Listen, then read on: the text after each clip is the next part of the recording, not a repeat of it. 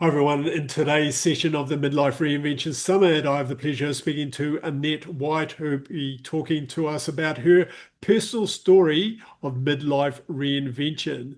Today's conversation is both a reinvention case study and a masterclass in bucket list living and how to reconnect with what matters, take action despite fear, and turn intention into a lived experience.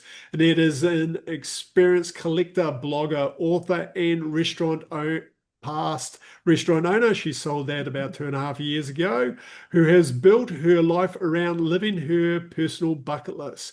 She is the author of the books Bucket List Adventures and 2042 Bucket List Ideas, the owner at Buck & Co. and creator of the award-winning blog Bucket List Journey, whose mission is to give every person in the world the tools and inspiration to live their bucket list.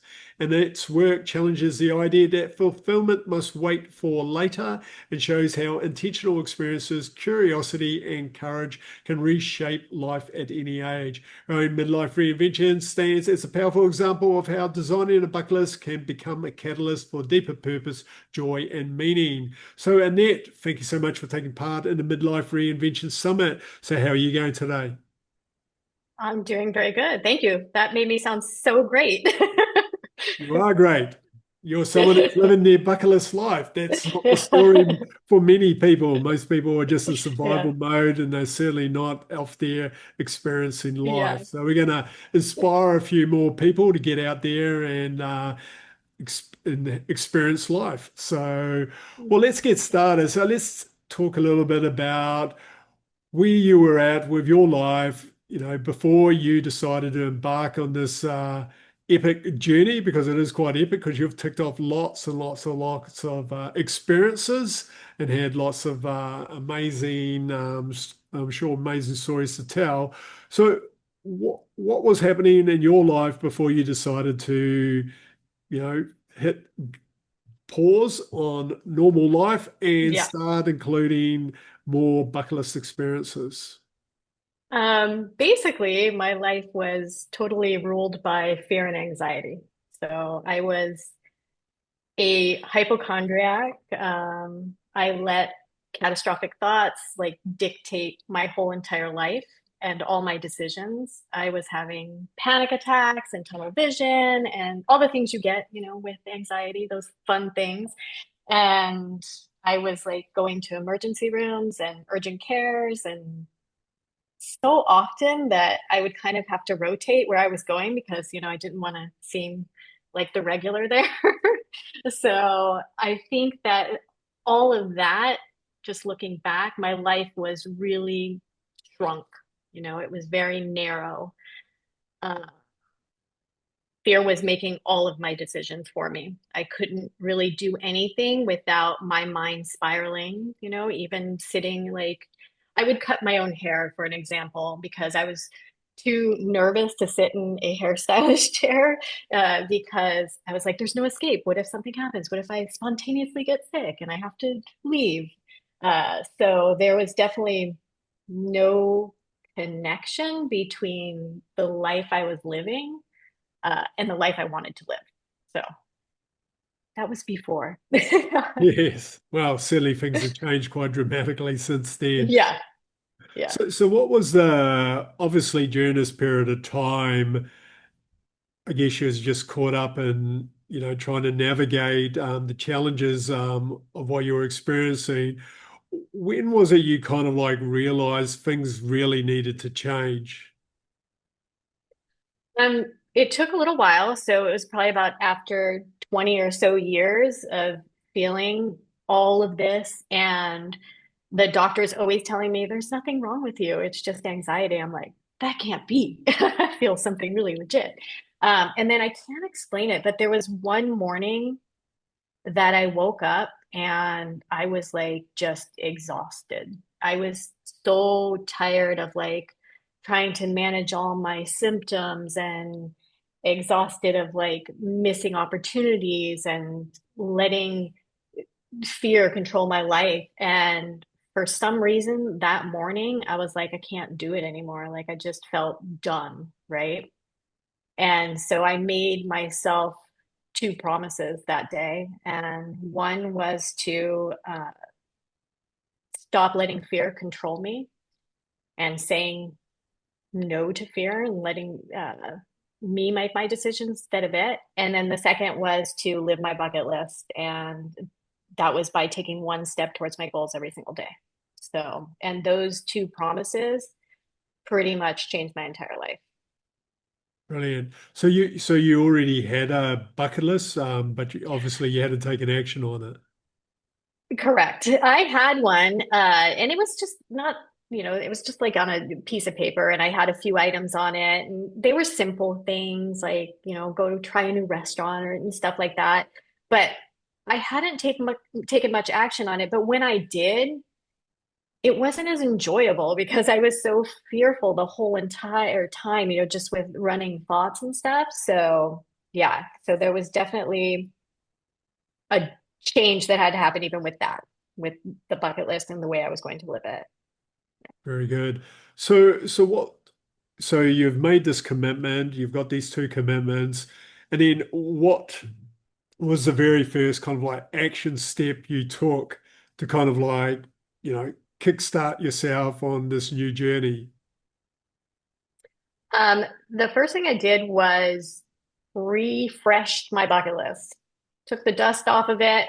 I really sat down and started to dream big, not fearful, just like if I wasn't afraid, what would I do? And I came up with a list of maybe 50 different things. Some of them were like scary, scary, scary, and some were just, very simple little things that I wanted to try. So that was probably the first step that I took. And then I also started reading everything I possibly could on fear and anxiety, and trying to figure out how I was going to navigate that in my life. And so I came up with some sort of strategy that worked for me based off of all the things I had read. So basically, you decided you're going to take action. You found things that will work for you, created your own kind of like protocol, and then that's what's kind of like helped you navigate all of this. Yeah, for sure. For sure. I mean, like, some of them were simple things like hiking. I took up hiking because being out with nature was really soothing for me. I definitely did gratitude journaling a lot. I think one of the biggest and most impactful things I did was I started to monitor my negative thoughts and started to challenge those thoughts. So for like almost a month, I had written down every single negative thought I had and written next to it, not the positive thought, but the more realistic thought. So if it was like, oh my gosh, I have a paper cut and now my finger's going to be need to be amputated because it's going to get infected. Da, da, da, da. I would write that down and then next to it, I'd be like, oh, I have a paper cut. Oh, I'm just going to, rub it with some alcohol and put a Band-Aid on it. I'm sure it'll be gone. That's more realistic of what is going to happen. And so I did that for a month and my hand was very tired of writing because there were so many thoughts. Every thought almost was a negative one. But towards the end, I started to notice I was writing less. My brain was being retrained to not think that way. And I still do that today. So because just because I've worked through a lot of things, it still comes back. Sometimes you still get fearful and you still get anxious, and I still have negative thoughts. And so I try and do the same thing over and over again. I mean, it's a little bit easier now than it used to be, because my brain is kind of used to that. But yeah, that's Awesome. what I've done.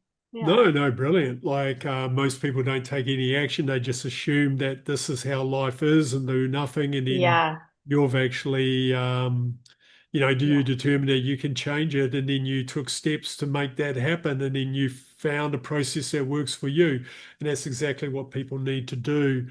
So when you started having these experiences, I'm assuming they were just like the simple ones to start off with.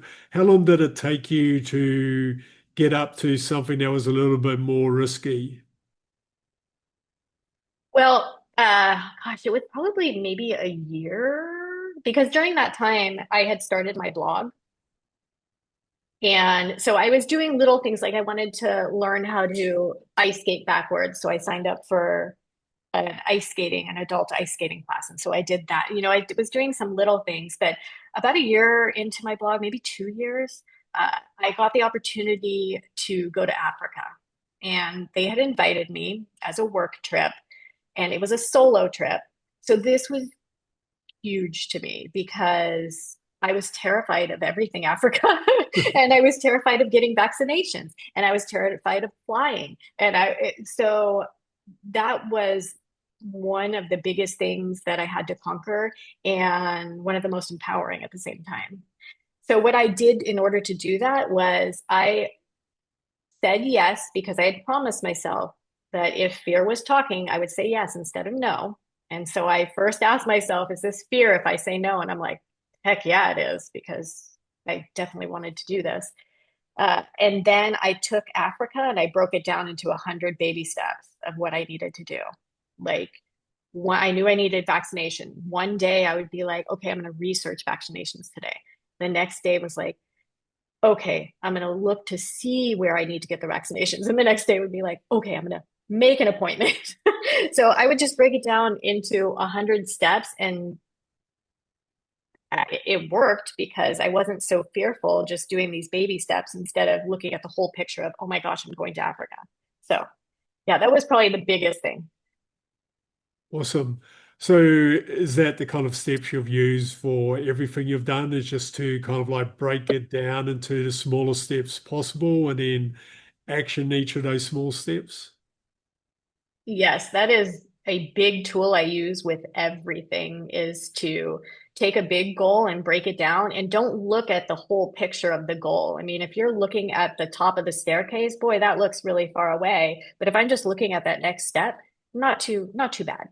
And sometimes it's just the teeniest, tiniest little step you have to take just to move forward, because all those little teeny steps, they lead up to something really big and beautiful. So that's definitely a technique I use. Awesome. And then what other habits and practices have you developed for yourself? So you had your gratitude journaling, you've had breaking down big goals into small steps, you've got how you kind of like and well diffuse the kind of like fear kind of like going on by actually having a reality. What other tools and habits did you develop to be where you are now, where you're obviously doing a lot of different types of experiences? So those were the main tools, but another thing that I did that is really helpful to me is that I know that if I'm not making a goal a priority, it's not going to happen, because we can make a bunch of excuses as to why I can't, why I should wait till later, or whatever. And so I used to, and I shouldn't say used to, I still do it, is I put a step on my to-do list, because I make a to-do list every night before I go to bed for the next day. And one of those has to be something towards a goal. It just has to be. And it has to be one of the priority items. That was a tool that has brought me to where I am today, because it's very important to me in order to be able to live this lifestyle. So that's huge. Brilliant. So you've obviously learned a few lessons along the way. So firstly, what has this whole reinvention journey, because you're reinventing yourself from someone who is obviously letting fear kind of rule your life to someone who now is willing to step up and say yes to most things. So what has this taught you about yourself? A lot, but one is that I'm very strong, stronger than I ever thought I could be. And this is going to sound weird, but I'm going to say it anyway. That I'm smarter than I thought I would be. And as I was growing up, some people close to me used to tell me, "Oh, you're not smart." Or a teacher once told me that, "All you're going to be able to talk about at breakfast is bacon and eggs with your husband," because I got an answer wrong or something like that. And it really affected me. And I always thought that I wasn't intelligent.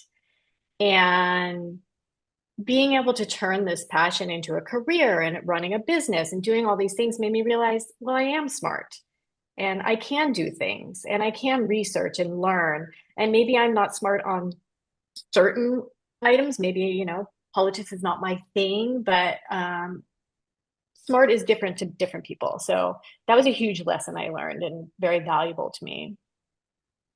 And are there any other lessons that you've learned that you think would be valuable for other people? Because obviously that was a personal one that kind of like, Yeah, I think a lot of us as yeah, kids are kind of yeah, like being labeled by someone and then that's kind yeah. of like carried through. So what other lessons do you think would be valuable that could be applicable for other people? One that fear doesn't isn't something that needs to be conquered as much as walked through. So if you're waiting until you're not fearful, you're probably not going to do it. I mean, sometimes you just have to take a step and do it scared. So that is a huge lesson I learned that I can be afraid, but I still have to go through it. And also that I'm not, I know many people believe that things happen for a reason. And I'm not one of those people that believes that. I believe that your choices uh, are a large part of who you are and what happens in your life. So making one choice or a different choice could change the whole trajectory of your life. And yeah, that's scary, but that's also so exciting to know. So No, definitely. No, it's very yeah, empowering to understand that your choices kind of like determine what your life is going to be like as opposed to it being laid out by yeah, someone else or some magical being or whatever. So what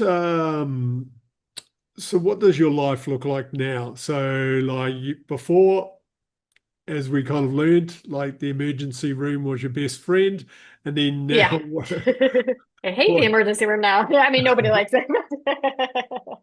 I think like my life is a total 180 because, I'm able to rationalize things a little bit more in my brain, which is super, super duper helpful. But also, I've created a new career from living my bucket list. I turned a tiny little blog of 10 monthly visitors into like a network now of over 500,000. And I get to travel and experience and write and inspire. And that is something that's super passionate about. So my life just looks different than it did. I'm able to go out and have adventures and experience and make deeper connections with people.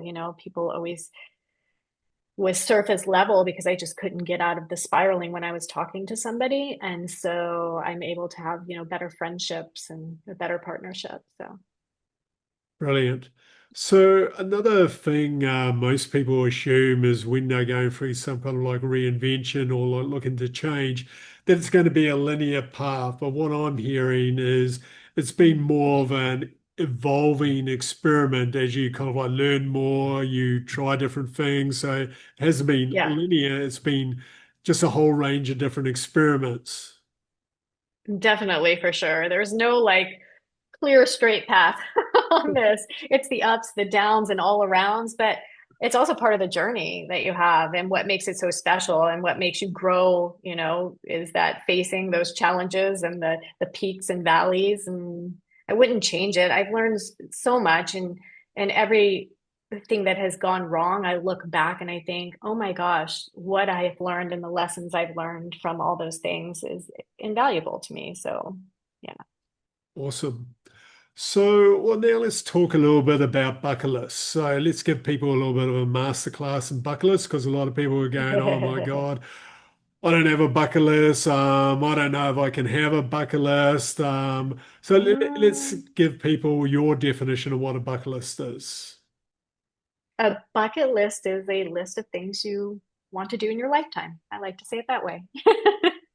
And it doesn't have to be something monumental like living in Italy or, traveling around the world. It could be something small and tiny that is just something you want to experience in your life. So, and it's a Awesome. collection of those items. Very good. And then for someone who doesn't have a bucket list at this particular point in time, how do you suggest they get started? I'd say start today for once. Don't put it off, or else you might not do it. But also just start by writing a list of things you want to do, maybe a list of 10 things, and definitely write it down because it becomes more tangible when you write it down. If it's floating around in your head, you kind of forget. So make sure you write it down and make sure the items are some large items and some small items too. So you want some easy wins and then you want some long-term goals that you're kind of working towards.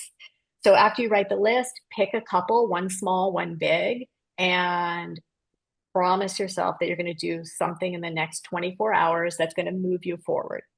It doesn't have to be like this giant leap. It could be just a tiny little tiptoe, just something, and then keep that momentum going. Become a Just what? keep it going. Keep the momentum going, like Very after good. that. No, yes, like I guess a lot of people get started. Like I've run a challenge like previously called the 52 Experiences Challenge, where the idea is everyone has an experience a week, but it's whatever they determine as an experience, whatever. People get No, I love that. started and then suddenly they get off the wagon and they don't do it anymore and then it all disappears. So what do you recommend for keeping people motivated on doing this? Like, because my experience is people lose motivation very quickly. Life gets in the Yeah, way. it does happen.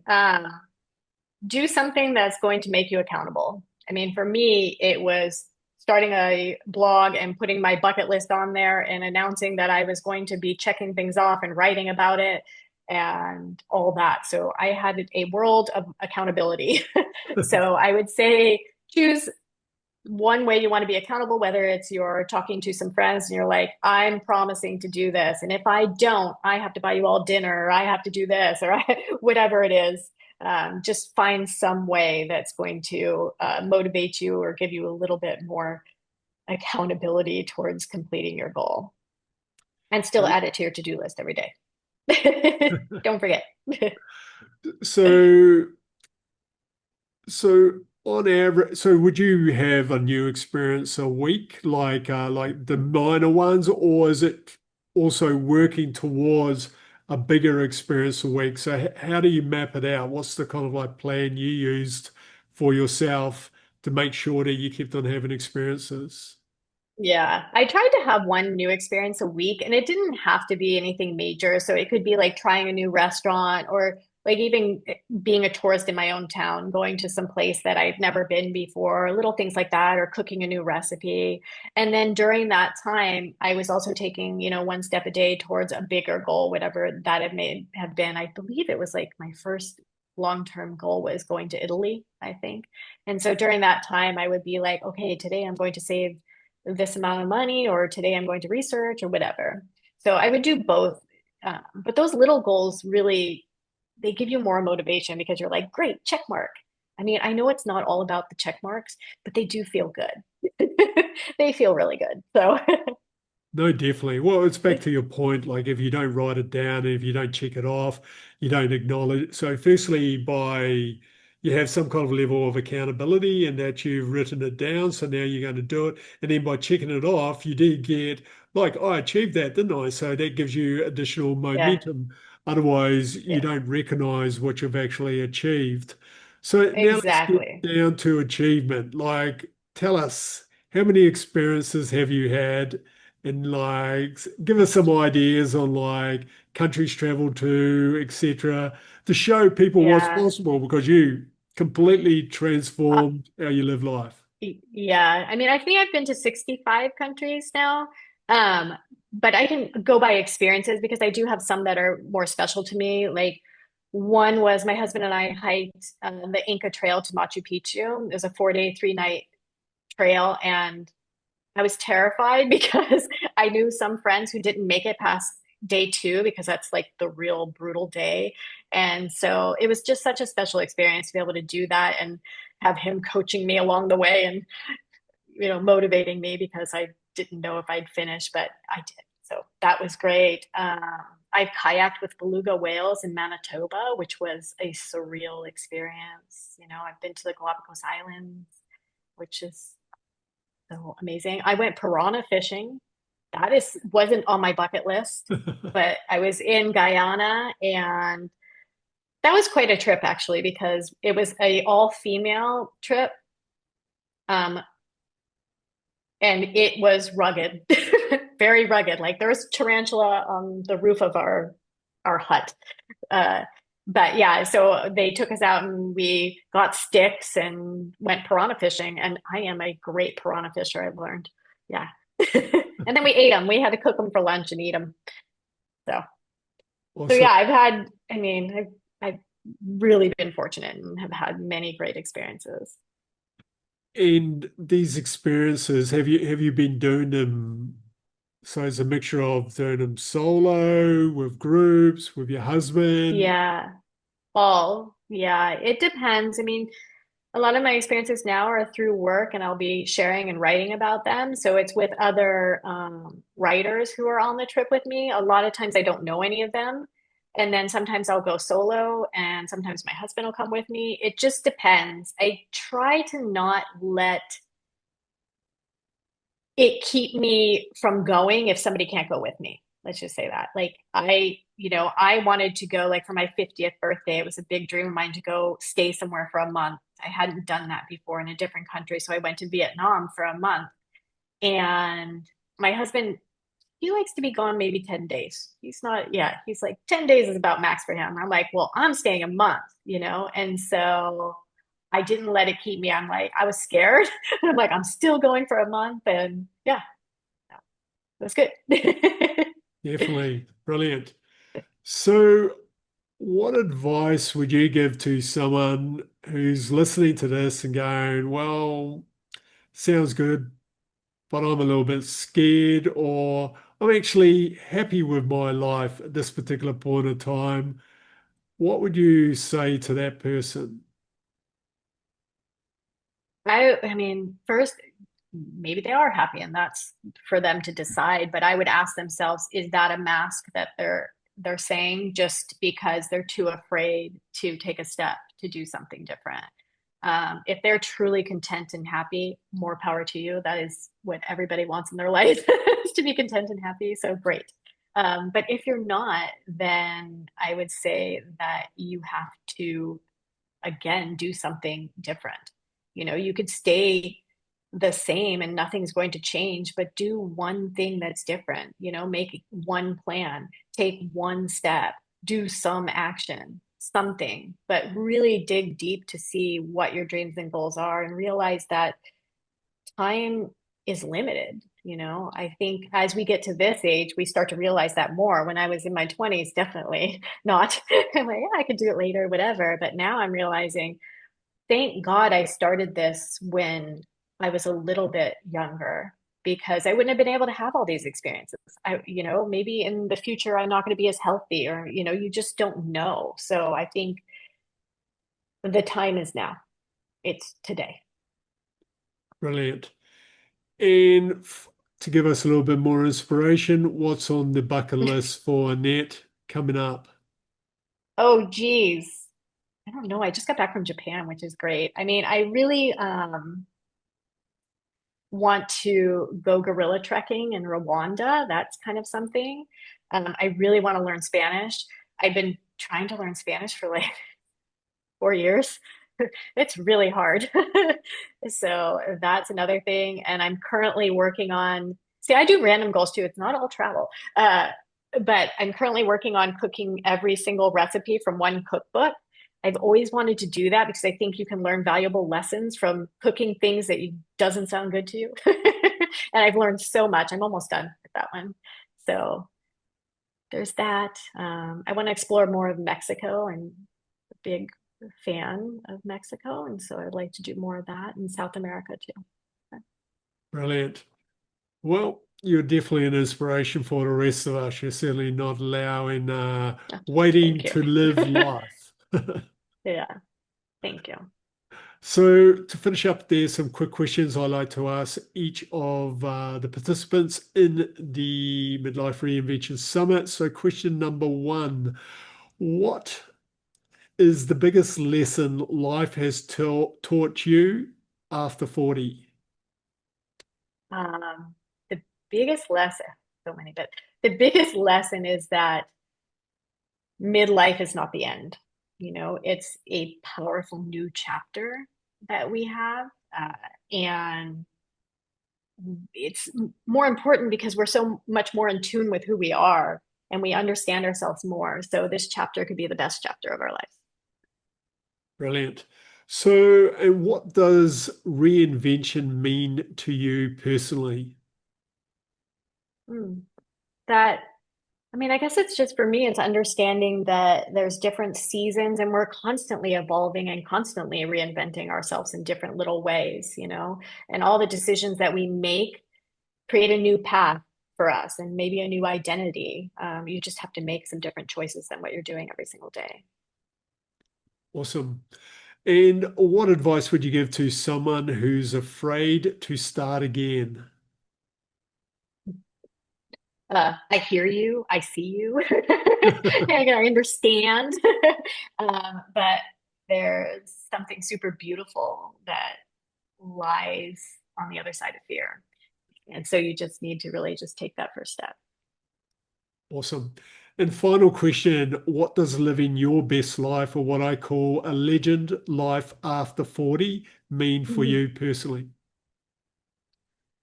It means that I am able to do the things that bring me joy, and bring other people joy, and also light a fire within me. It means living a bucket list life for me and helping my family and friends and people around the world do the same. Yeah, that's the best life to me. Awesome.